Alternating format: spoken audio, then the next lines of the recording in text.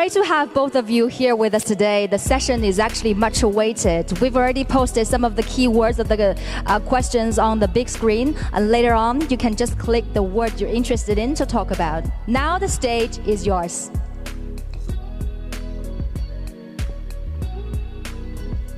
What are you supposed to say? Just things about AI, perhaps? Yeah. Okay. Let's see. Yeah, the AI, right? You want to start on as AI. Yeah. Okay. It is. Okay, great. AI. Yeah. Actually, I'm told that does AI mean love? There's like a name AI. It sort of sounds a bit like love. Yeah, AI. I hate the word AI called artificial intelligence. I call it Alibaba intelligence. Yeah. Might end up being true. You never know. I think generally people underestimate the capability of AI. They sort of think like it's a smart human, but it's really much. It's going to be much more than that. It'll be much smarter than the smartest human. I mean, it'll be like, you know, can a chimpanzee really understand humans? Not really, you know. We just seem like strange aliens. They mostly just care about other chimpanzees, and this will be how it is, more or less, in a relative. In fact, if the difference is only that small, that would be amazing. Probably it's much greater. So, the biggest mistake that I see artificial intelligence researchers making is assuming that they're intelligent. Yeah, they're not compared to AI.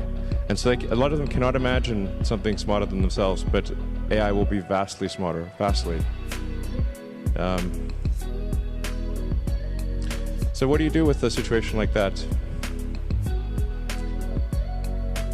What do you do with a situation like that? I'm not sure, you know. I hope they're nice. I mean, I have obviously some, you know, I think in a situation where if you know, the old saying, if you can't beat them, join them. You know, that's what Neuralink is about. Is like, can we go along for the ride with AI? I mean, I really think that there should be other companies like Neuralink, essentially to create a high bandwidth interface to the brain, because right now we are already a cyborg. People don't realize we are already a cyborg because we are so well integrated with our phones and our computers. The phone is almost like an extension of yourself. If you forget your phone, it's like a missing limb. But the bandwidth, the communication bandwidth to the phone is very low, especially input. So, in fact, input bandwidth to computers has actually gone down because of typing with 2 thumbs as opposed to 10 fingers. There's a big reduction in bandwidth. Input bandwidth has gone up because of video and imagery. So input bandwidth is many orders of magnitude greater than output bandwidth. But at a certain point, if we'll just, even assuming a benign scenario with AI, we will just be too slow. You know, it's like if a millisecond to something, let's say a computer that has like an exaflop of, or, you know, many exaflops of compute capability, a millisecond is an eternity, and to us it's nothing. So, you know, I always think like human speech to a computer will sound like very slow tonal wheezing. It's kind of like whale sounds. Yeah. You know, because what's our bandwidth? Like a few hundred bits per second, basically. Maybe a few kilobits per second if you're going to be generous. So, whereas a computer can easily communicate at a terabit level. So, the computer will just get impatient, if nothing else. It would be like talking to a tree. That's humans. Yeah, and on that great note, barely getting any information out, basically, with speech. Yeah, I'm always amazed by what your vision about the technology. I'm not a tech guy. I think more about life. I think AI is going to open a new chapter of the society, of the world, that people try to understand ourselves better rather than the outside world. And it's so difficult to predict the future. 99.99% of the predictions that human being had in the history about the future, all wrong. Including that one? Oh yeah, only the 0.00% of the prediction are right. They're right because by accident. Yeah, but it's also true that 80% of statistics are false. Yeah. So my meaning is Cold that, room, come on guys, that was a joke. my meaning is that I'm happy about the artificial intelligence or Alibaba intelligence that's going to understand a human, the inside of the human better.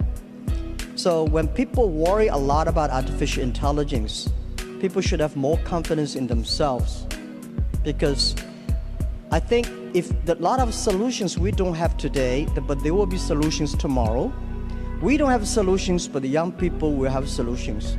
So I'm quite optimistic, and I don't think artificial intelligence is a threat. I don't think artificial intelligence is something terrible, but human beings are smart enough to learn that.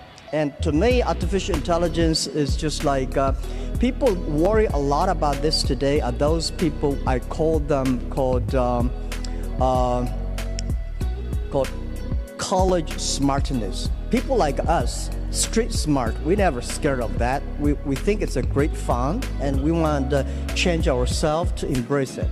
I don't know, man, that's like famous last words. Let me tell you, AI is, I mean, you look at sort of the rate of advancement, just in general, the rate of advancement of computers is insane. And like a good example would be video games. You know, if you go back 40 years ago, 50 years ago maybe, you had Pong. That was just two rectangles and a square. Now you've got photorealistic real-time simulations with millions of people playing simultaneously. If you assume any rate of improvement at all, these games will be indistinguishable from reality. You will not be able to tell the difference. Either that or civilization will end. Those are the two options. But even if the rate of technology improvement slowed down by 1,000, then okay, advance 1,000 years, or 10,000 years. This is still very tiny. Civilization has been around for probably, arguably, I think 7,000 years or something like that. If you count it from the first time there was any writing, any recorded symbols, besides cave paintings. There's a very tiny amount of time, considering the universe is 13.8 billion years old. I mean, if civilization lasted for 1 million years, we would only increment the third decimal point after 13.8 billion years. If we lasted for 1 million years, that seems like a long time. Given that we've only been around for 7,000 years, it's been kind of a roller coaster on the civilization front. So, I mean, I'm a naturally optimistic person, to be clear. I'm not saying, hey, doom and gloom. I'm just saying this is the apparent pattern. The rate of change of technology is incredibly fast. It is outpacing our ability to understand it. Well, I'm not sure, is that good or bad? I don't know. I mean, it seemed to me some time ago that you could sort of think of humanity as a biological bootloader for digital superintelligence. For those who know what a bootloader is, a very tiny piece of code without which the computer cannot start. But it's sort of like the minimal bit of code necessary for a computer to start. Like, you couldn't evolve silicon circuits. There needed to be biology to get there. Good. Yeah. Well, let's talk about something fun. I admire that you want to go on the Mars. Shall we go to the Mars? Yeah. Yeah, so what will the life look like on Mars? Are you both moving? What do you think about that? Actually, I'm not interested in Mars. I just came back from there, so I'm more interested on the Earth, the things, what's going on happening here. So why you're so curious about the Mars? Well, I think the thing about Mars is that I think it's important for us to take the set of actions that are most likely to continue consciousness into the future. What increases the probability of consciousness of continuing into the future? I think we should not take it for granted that consciousness will continue because we have not encountered any aliens. Where are the aliens? This is the Fermi paradox. This is one of the most important questions. How come we've not found any aliens? There's people out there who think we've found aliens. Trust me, I would know. We have not. Okay. People ask me, you've been to Area 51. Okay, please. SpaceX actually has Area 59. It's even better, 8 better than 51. So, among the set of actions we can take that are likely to increase the scope and scale of consciousness such that we are better able to understand the nature of the universe. One of those actions is to become a multi-planet species or ensure that life is multiplanetary. Not because I think something that, it's not from the standpoint of it just being an escape hatch or because I think that Earth is doomed, but there's a certain probability that is irreducible that something may happen to Earth. Despite our best intentions, despite everything we try to do, there's a probability at a certain point that some either external force or some internal unforced error causes civilization to be destroyed, or sufficiently impaired such that it can no longer extend to another planet. It's hard to say. Like, let me put it another way. This is the first time in the 4.5 billion year history of Earth that it's been possible to extend life beyond Earth. Before this, it was not possible. How long will this window be open? It may be open for a long time, or it may be open for a short time. I think it would be wise to assume that it is open for a short time. And then let us secure the future of consciousness, such that the light of consciousness is not extinguished. And we should try to do this as quickly as possible. That's my view. Good. It's so difficult to secure the future of the Earth, but we can secure the future of next 100 years. I'm not the person that I admire your courage for explore the Mars, but I admire a lot of people spend efforts on improving the Earth. It's great to send 1 million people to the Mars, but we have to care about the 7.4 billion people on the Earth. How can we make the world more sustainable? And I'm not that fan of the Mars because I think it's easy to go to the Mars. When you go on the top of the hills or of the building, just one step you go to Mars, but you will never be able to come back. Yeah, so that's my view. That's not how it works, though. And also, don't do it. I hate to go to Himalayas too. I mean, when you climb on the, I think someday I will go there when the elevator is ready. I will go there and have a look. But I think people spending more time on the Earth, think about how, because no matter how long the civilization of the human beings will be, like 1 million or 2 million or 500,000 years, but we only have 100 years. So we cannot solve all the problems for future, but we have to be responsible for the future, but we should care more about how we can enjoy better. My view is that by the artificial intelligence or AI, when human beings understand ourselves better, then we can improve the world better.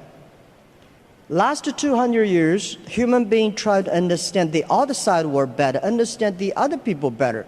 But I think what I feel excited about AI is that AI is to understand people, the inside of the human beings. The Earth, I heard you're going to dig a tunnel deep in the Earth, which is amazing.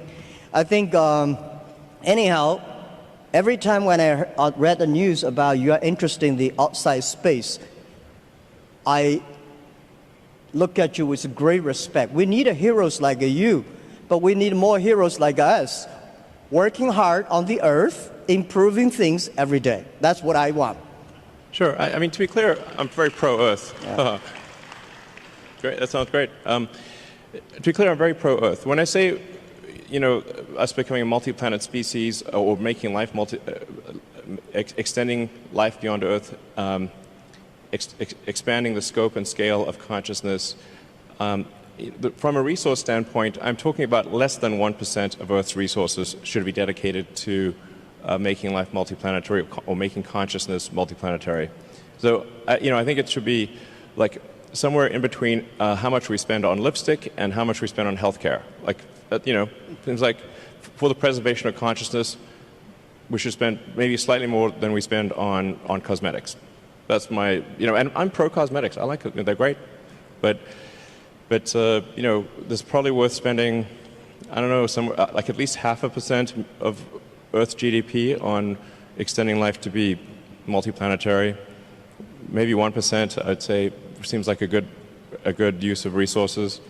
But then we have like 2 orders of magnitude more resources spent on Earth. So it's not like it's, somehow going to fundamentally impair Earth. If like I said, just 1% of Earth resources on that order should be enough to make life multiplanetary. It seems like a wise investment for the future.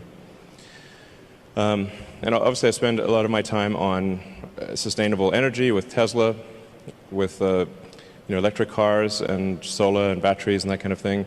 And I'm really excited to be here in Shanghai for the Shanghai Gigafactory, which is, I think the Tesla China team has done an amazing job, really mind-blowing. Like, I'm just astounded by how good the job is and how much progress has been made. And I think it's a good story for the world, and to say, like, look how much progress you can make in China. This is extremely impressive. My hat is off. You guys rock. So I've never seen anything built so fast in my life before, to be totally frank. I've seen some crazy things. So I think it's like, I really think China is the future. That's very impressive. And there's also some great progress on entrepreneurial rocket companies in China as well. I believe 2 have made orbit, and it's very difficult, very hard to make orbit. Achieving orbit, I have great respect. This is very hard. You want to pick up another topic? Sure. Yeah. Jobs? Should I pick it? Jobs. Jobs or life? Jobs. Sure, anything, sure. Okay. So what new jobs will be created because of AI, or has the change already started? What do you think? I think why we need that many jobs. Sure. Right? My view is that the jobs, actually every technology revolution people start to worry. Right? Last 200 years, we worry about the new technology going to take away all the jobs. Actually, we made a lot of jobs. Second, because of the industrial revolution, job created a lot of jobs. What I think is the next 20, 30 years, human being will live much longer. The life science technology is going to make people live probably 100, 120 years. That may not be a good thing, because you get grandfathers still working hard. But the challenge is, my question, why should we have a lot of jobs? I think people should work 3 days a week, 4 hours a day. When we have electricity, the power of electricity is that we make people more time. So you can go to the karaoke in the evening, you can go to dancing party in the evening. So people, because of electricity, people have more time. I think because of artificial intelligence, people will have more time enjoy being human beings. In your life, in my life, I think I visited probably 300 cities in my life. My father visited 30 cities. My grandfather would visit only 3 cities. So my grandchildren probably will visit 3,000 cities all his life. He's always on the Tesla. He's always on the robots, always traveling around. So I don't think we need a lot of jobs. At that time, the jobs we need is make people happier, make people experience the life, enjoy the human beings. So I don't worry about the jobs a lot. First, we are going to have a lot of jobs. Second, we don't need a lot of jobs. Third, there's a very interesting thing, because we'll probably talk about life. In the agriculture period, average age is like 30, 35 years old. In the industrial period, technology revolution, people can live 70 years. So in the artificial intelligence period, people can live 120 years, that's I think. Now the problem comes, when people's life is getting better, people don't want to have children. When your grandfather is there, you don't want to have children. At that time, we are going to have a lot of jobs with nobody want to do it. So we need artificial intelligence, the robots to take care of the old guys.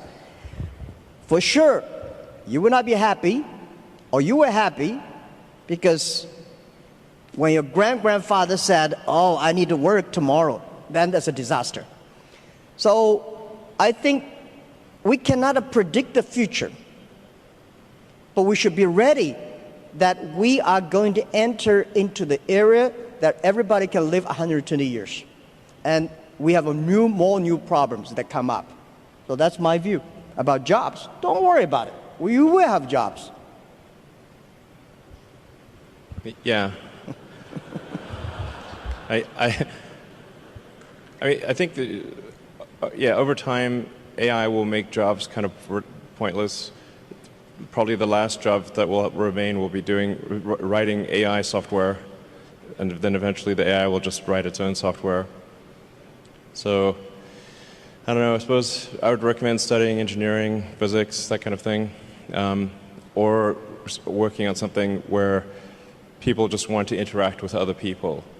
And people enjoy fundamentally interacting with other people. So if you're working on something that involves people or engineering, it's probably a good approach. You know, art, of course. Yeah. Like I said, I think we're going to have to figure out this Neuralink situation. Otherwise, we will be left behind. It's very important we do this quickly. I think time, we don't have much time. We don't have much time for what? We don't have much time to solve the Neuralink. Yeah. Yeah, man, you think of like technology and technology awareness. It's like if there was like a topological map of technology awareness, it's mostly flat with a few short buildings and then some very tall spires. And unless you're on that very tall spire, it's not obvious what the topology is. Yeah. I never worry about the things that I cannot solve. I let other people to solve it. Sure. If nobody can solve it, just let it be. That's my life. Oh, let's talk about education. I'm quite interested about education. Can we? Yeah. So what knowledge or skills will be useful to master the future? Do you have any advice for young professionals who want to pursue a career in AI? Young professionals. I don't think we will have professionals on AI in the future. Well, I worry a lot about, people worry about jobs, but I worry about education. All the education systems, the things we teach our kids, the way we teach our kids are mainly designed for the industrial period. And I'm sure the machine will be much cleverer than human beings in the future. How can human beings do better? Human beings should be smarter. Human beings should be wiser. So how can we be human beings to be wiser or smarter? I think that we should change the way of education, change the things, because in the past we focused a lot about, remember things. Computer can remember better than you are. We want to calculate faster, computer can calculate much faster. We want to run faster, computer can run much faster than you are.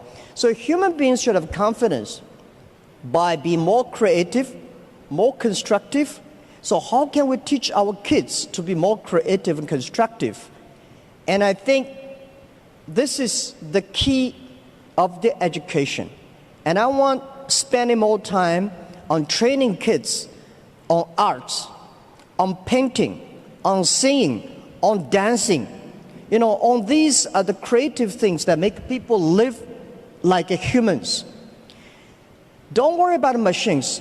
For sure, we should understand one thing, that man can never make another man. Computer is a computer. Computer is just a toy. Man cannot even make a mosquito. So we should have confidence. Computer only have chips. Man have the heart. It's the heart where the wisdom comes from. So I think in the next 10 or 20 years, human beings or every country, every government should focus on reform the education system, making sure our kids be able to find jobs in the future, be able to live in a life that only working 3 days a week, 4 hours a day. And that is very important. If we do not change the education system that we are in, we are all going to be in trouble. That's my view, and don't worry about it. We will change it. Yeah. That's cool. Sure. Thank you. Yeah, I would say try to learn as much as possible that allows you to predict the future or make the future. So they're saying is the best way to predict the future is to make it. And then assess whether what you are learning is enabling you to predict the future with less error. Are you less wrong? We're always wrong to some degree. But can you reduce the error on your future predictions? I think that's the way to look at education. As of course, but it's both create the future, and predict the future. So that includes art and all those other things. But close the loop on being less wrong about future. I would say that's the right way to think about education. I mean, down the road with a Neuralink, you can just upload any subject instantly. So it'll be like the Matrix. You want to fly a helicopter, no problem. Well, helicopters will fly themselves, but you know, if you wanted to do whatever, any given skill, you just upload it instantly. I mean, the way education works right now, it's extremely low bandwidth. It's extremely slow. Lectures are the worst, really. It's like very slow.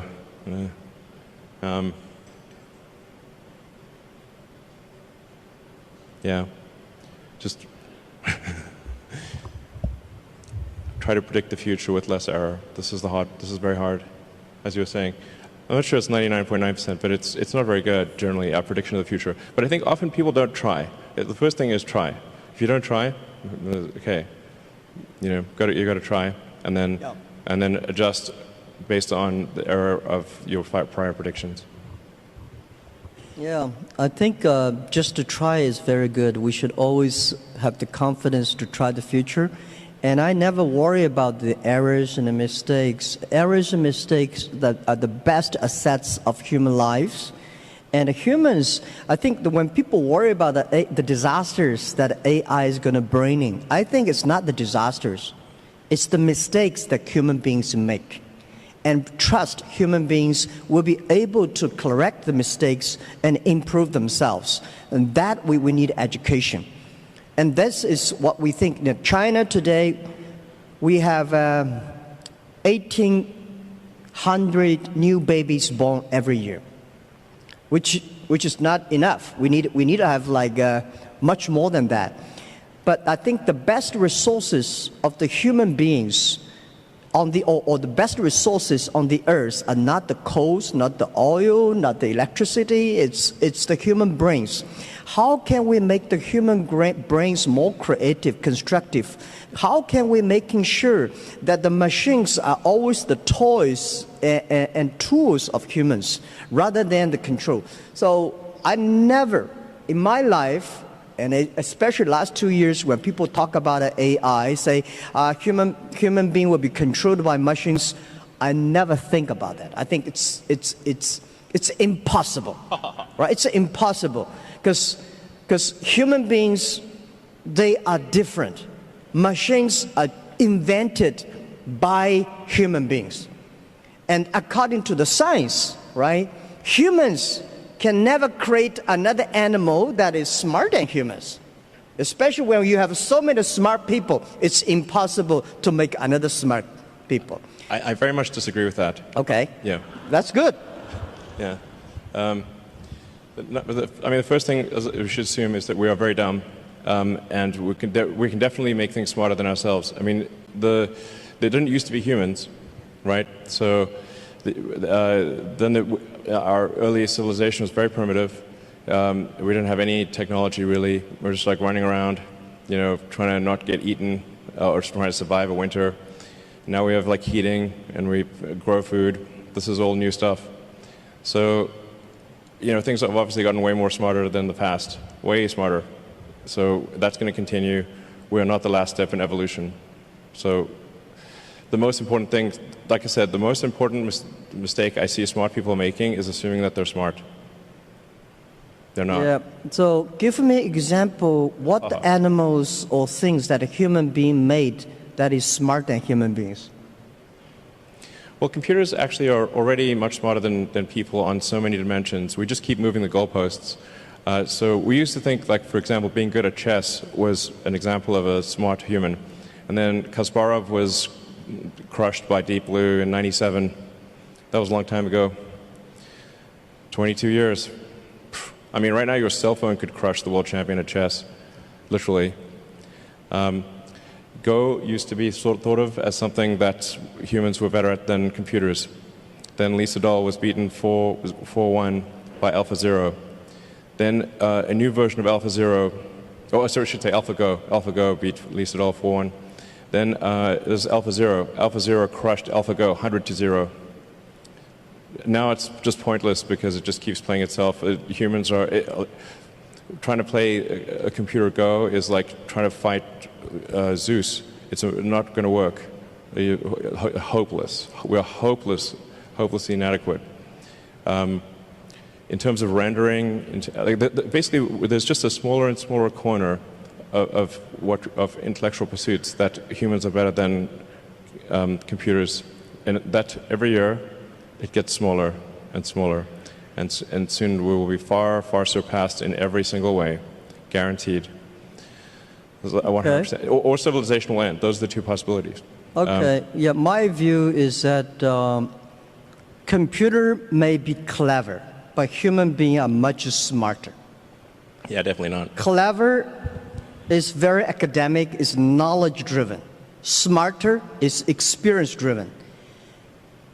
Computer is smart, is clever, but it's human being. We invented a computer. I never see a computer invented a human being. This is my first point. Second point is that about a Go play chess.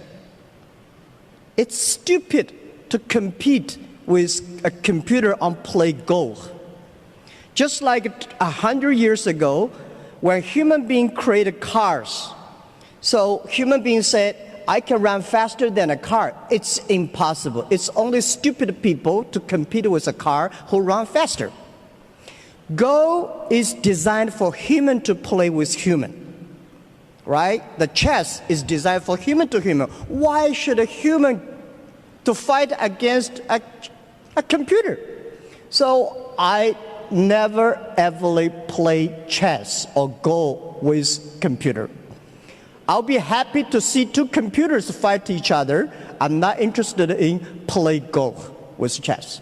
So I told those guys, they are very sad. So, computer will be smarter than human beings because computer can play chess better. I think you are stupid to compete with that. Don't do that.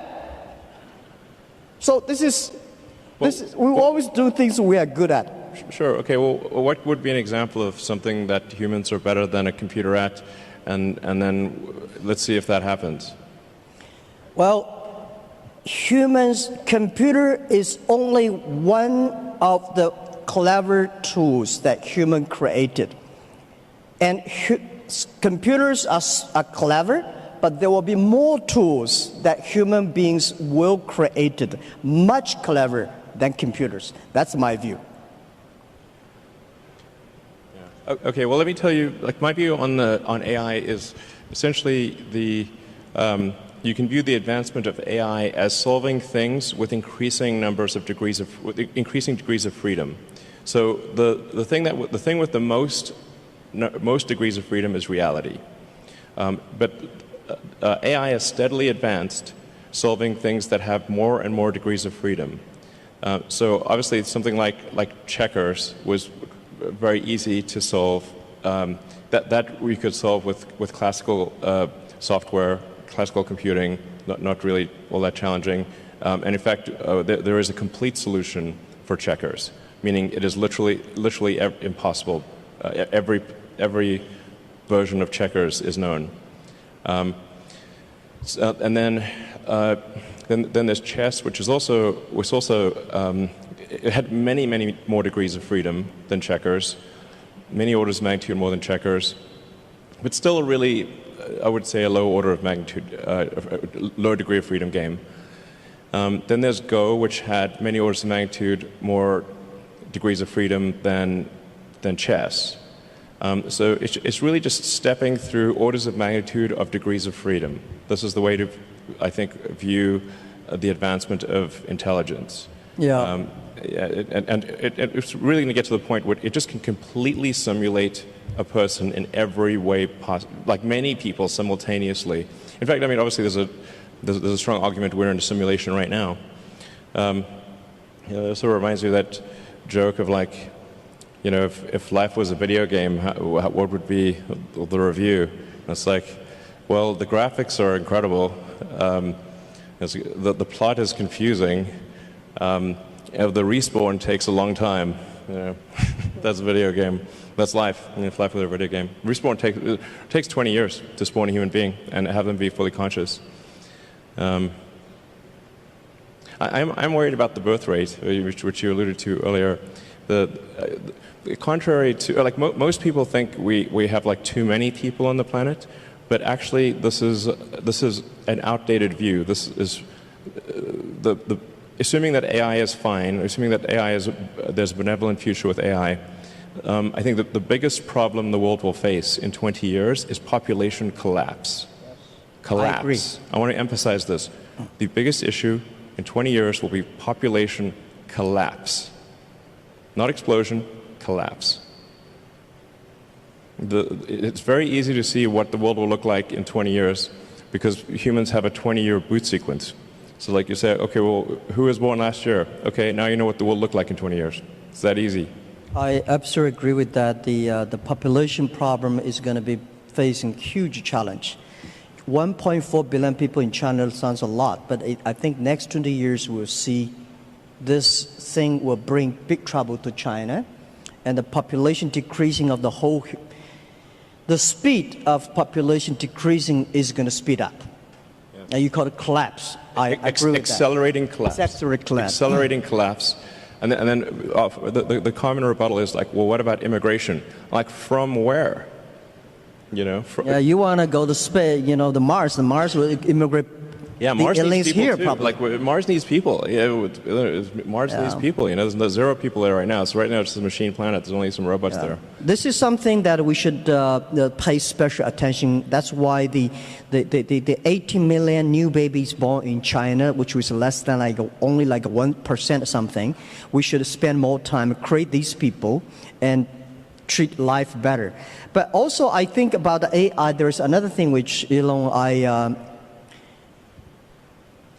in our company, AI, we call it Alibaba Intelligence, because we think when things with order, with things with logic, machine can always do better. AI can do better. But if things without order, without logic, human being can do better. For example, when you love somebody, there's no reason normally. I just love him or just love her. I have no reason. But when I hate somebody, when I want to do bad things on somebody, there's a logic. And when there's a logic, AI can do better. What we do on our end financing, we teach machine all the bad things that bad guys want to do. Machine can learn quickly and arrest all the bad guys immediately. But when you want to do good things, not necessarily. AI means love. That's absolutely right. So that is why the world, the AIs, if the AI can bring love, which I call it, in the past, if you are a successful person, you have to be EQ and IQ, right? In the future, if you want to survive in this world, you have to be the LQ, the Q of love. That's important too. Otherwise, you cannot survive in artificial intelligence time. Well, I agree with love is the answer. Yeah. Many songs about that. You want to pick up the final one? Another topic you want to have? Excuse me, gentlemen. Due to the time is very limited, so we only have 5 minutes left. So last question, please. Yeah, we have. You want to pick up the last? Life or human being machines? So you want to talk about your cars, autonomy? What do you want to talk? This feels like one of those steps in a video game where you've got to like pick a path, a choice. I choose life. Okay, life. So how much longer do you think people can live with the help of AI? Can AI help with environment sustainability? Can you?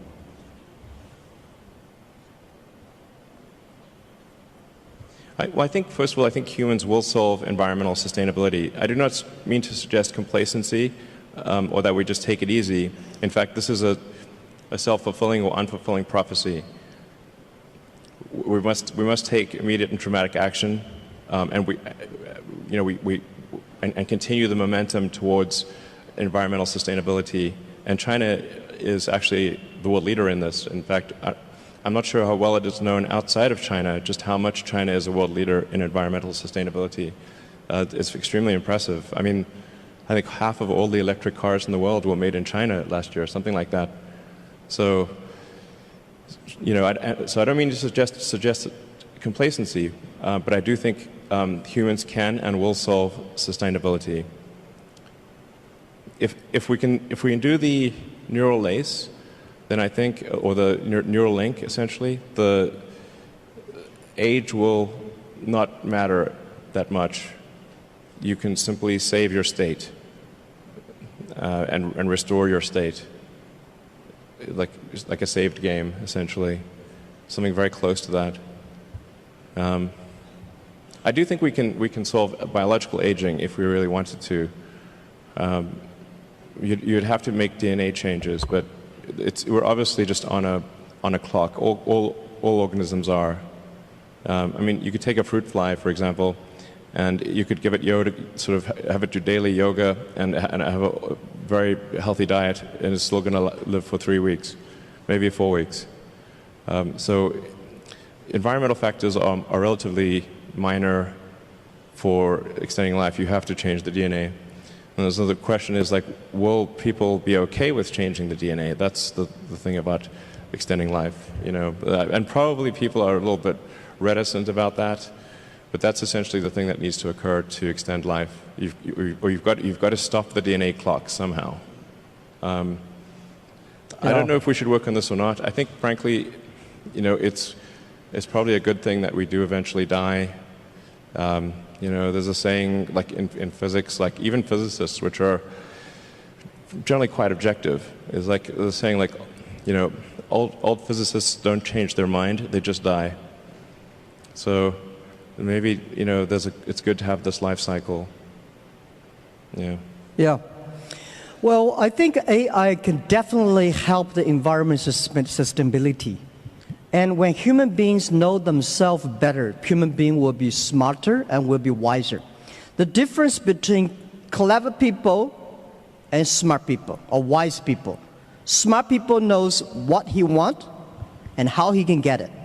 Wise people know what he doesn't want.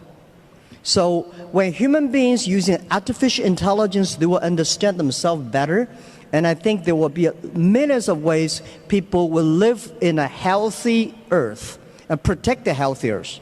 The reason why I want to stay in this earth, I want to work on this earth, I want to do anything I can to help this earth to better. Because even go to the space is great, but if we can spend resources just to focus on helping pick up the garbage from the oceans, that thing is more difficult than to go to the Mars. But artificial intelligence can help us achieving that and solve the problems. And the second, a human being can live better, can live longer. But what we need is not only live longer, we want to live healthier. How can we live healthier? It's to understand us better. Most of the disease are caused by our behavior. So I think I'm 100% sure people will live longer. People will live healthier, but may not necessarily live happier. If you want to be happier, human beings should focus on the value, the vision, and the mission, and always have the dreams. And I don't want people love the technology and put them dreams on the technology. I think technology should be with dreams. It's not technology change the world. It's the dreams behind the technology that change the world. So my hope is that anything we can do is to improve this world, to helping 7.4 billion people live better and live healthier. And this is all about our world. And I think we will be working very happily because I love your product, Tesla. Making world cleaner and no noise and such great technology. I'm happy you have the factory in China. And I think we need to do more things to improve this earth, improve this world, and make sure that people are happier and people care about the family, people care about the health. That's all we should do. And trust us. Trust the human beings and trust young people. Let's take responsibility for today, but let's not take away all the solutions for tomorrow. It's great human beings make mistakes. It's great human beings learn from mistakes. It's great to die. Haha, that's probably true. Thank you. Yeah, you cannot live long. I just yeah. Thank you. Fight for the light of consciousness. Thank you, Elon. Nice talking to you. Thank you. Thank you so much for this very inspiring and futuristic, very informative dialogue. It seems it's the typical dialogue between the Earth and the Mars. But no matter which planet we're going to live in, time and life still go.